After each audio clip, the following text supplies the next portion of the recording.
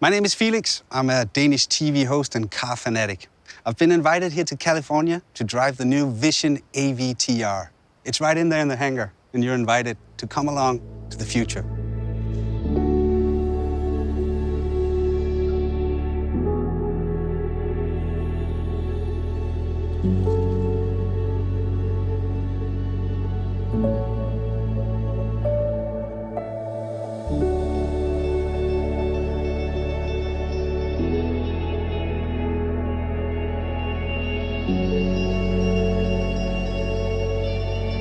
This must be the control unit.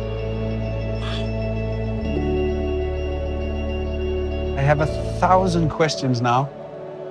So maybe it's time to bring in the designers.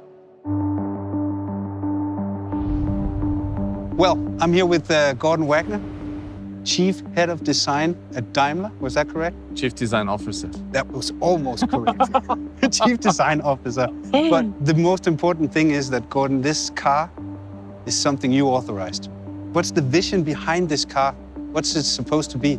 We wanted to create a vehicle that is not alien to its environment, that's almost a part of the ecosystem of the environment.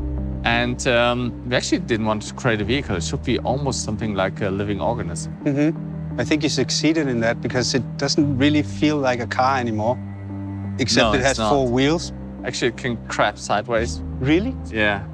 Like Why? 30 degrees sideways. Because we didn't want to have conventional wheels. These wheels, they look more like an animal paw, like soft and gentle. When you look at this car, what is it that you see as a designer? First of all, I think it looks very futuristic thanks to that super futuristic proportion. We wanted to create something that is very efficient looking, something that is almost like bio-design in harmony with nature. So it goes very gentle through the wind. From the materials, there's a lot of recycled materials.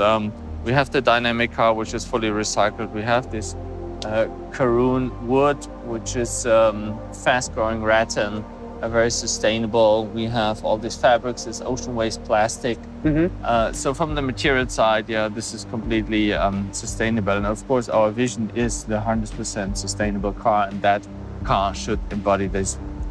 Should we sit inside? Yeah, let's do that. You want to go on the other side? Yeah, sure. So actually the first moment is that wake-up moment when you enter the car and the car wakes up. So you see all these light strips, they come alive, and then you start that merge moment, and we connect with this merge device here. And of course, you can steer the car forward, backward, left and right, and then when you want to crab sideways, you tilt that. So there's a sensor in there as well? Yeah, and actually if you see it, it goes up and down like the car is breathing, and then it boots up and you see the screen. And now we are actually flying through the world of Pandora. And this is so cool about this project, as we are stepping even out of the car industry and go into a different industry or merge it with a different industry. In this case, entertainment, one of the biggest entertainment companies. And for me, I see Mercedes not really as a car brand. I see it as a leading luxury brand. In fact, we want to make it the most loved luxury brand. And projects like that with corporations from other fields bring us so much more inspiration that we can elevate what we do to a different level. Can we drive? Let's go and drive. Let's take it out for a spin. And you haven't driven it before. It's No. your first time as well. Whoa. So let's move it slightly forward, okay? We are rolling. Yeah, but steering wheels are so last year.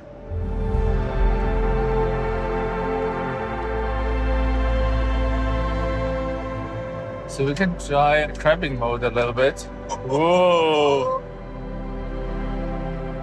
So now the cool thing is, the co-driver can take over. So you have it, just try it.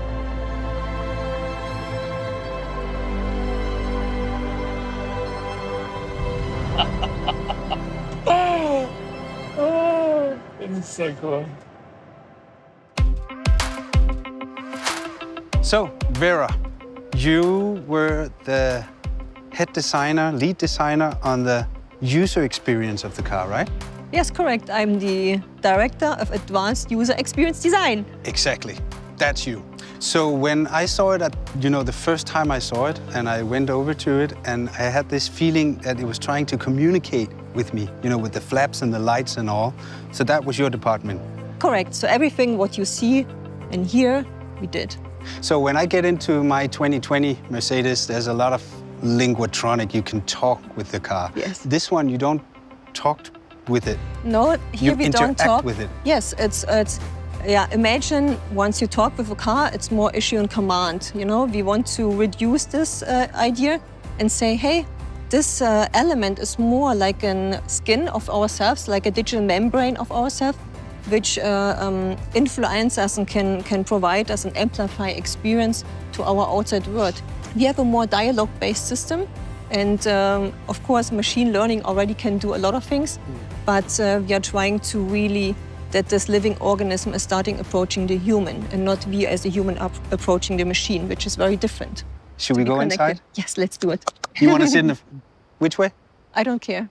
Both is fine. We can steer the car from both sides. True. I'll take the other one. Cool. You go in there.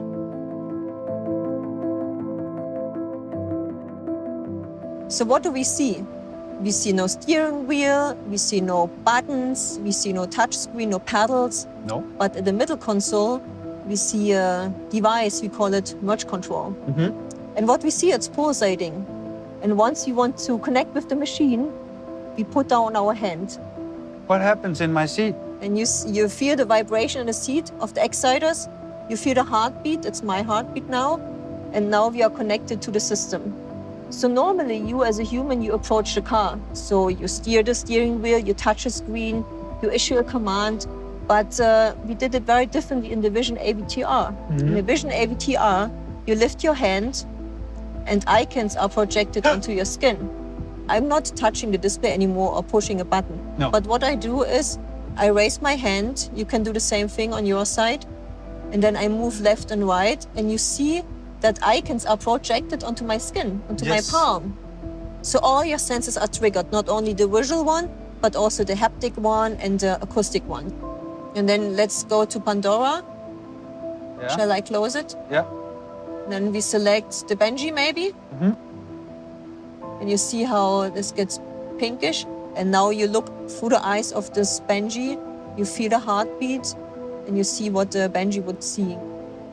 In this sense, this experience that the car is really starting approaching you with the interface is very new and unique, and it hasn't been done before. Yeah, and then, at the same time, make it look as luxury as this is. This is the future of luxury. I think you see how the interior design and the UX design here come together as a one whole art piece almost. When you as a department think of stuff like this, then of course everything you think of isn't possible. So you have to have a meeting with somebody in a technical department that actually tells you whether this is possible or not. Our engineers are very creative people, very knowledgeable, and only as a collaborative team, designers and the engineers, we can come up with these really functional prototypes. And it's very important. It's functional. It's not faked. It's really working. I don't quite understand all of it, but you did a good job. That's great. Well, ladies and gentlemen, I'm here with Alex Dang. He's a designer at Mercedes-Benz, and he's actually the one who drew the lines for the Vision avtr. Hi, Alex. Hi. So can you start by telling us how does a vision like this begins? It was an internal competition where everyone can show their vision, how they see the car could look like. And right from the beginning, we were all sitting together and watching the movie, basically in the cinema. And while watching the movie, I did some scribbles and was thinking about how can I implement some shapes from the movie into the car. And then you actually won the competition? Yes, it was a long process. Internally, it's a competition, but in the end, it's like a team effort because you get some ideas and the other one gets some ideas and the designs keep getting better. So how long time did it take from you put the first line on a drawing until the design was ready? It was like 2 years, I would say. Was it difficult for you? Sometimes it comes natural and then sometimes it's a struggle. But you have to deal with it and trust the process in a way. Because in the end, there will be something cool coming out. If you feel too comfortable, then you're too much in your comfort zone, I would say. And creativity is, I think, about getting out of the comfort zone, which doesn't always feel nice, but then you can create something new, something stunning. Push the limits. Push to the limits, exactly. So you came up with the idea for the wheels? Yes, because I watched the movie and I saw the wood sprites and I thought, why not trying to implement those into our vision? What was the biggest challenge for you on the design of this car?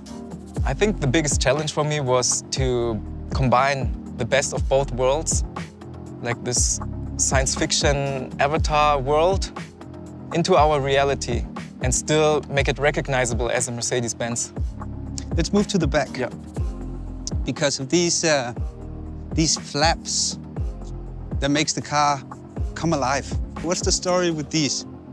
We have 33 flaps, and the main functions are aerodynamics, communication, and also the expression.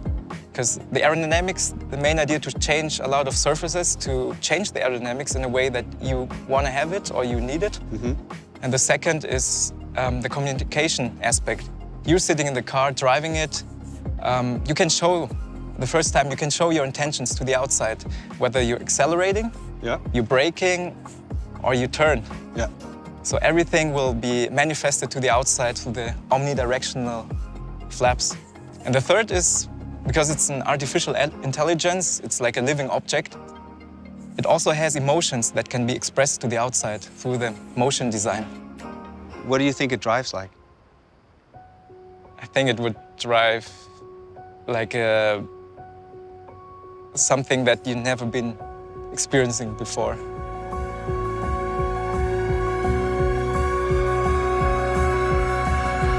So crazy!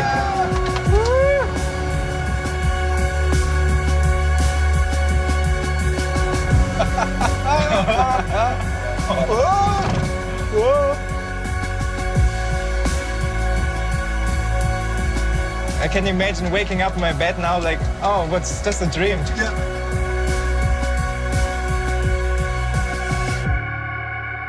Dude, that was amazing. It really works. You drove your own car. That was nice.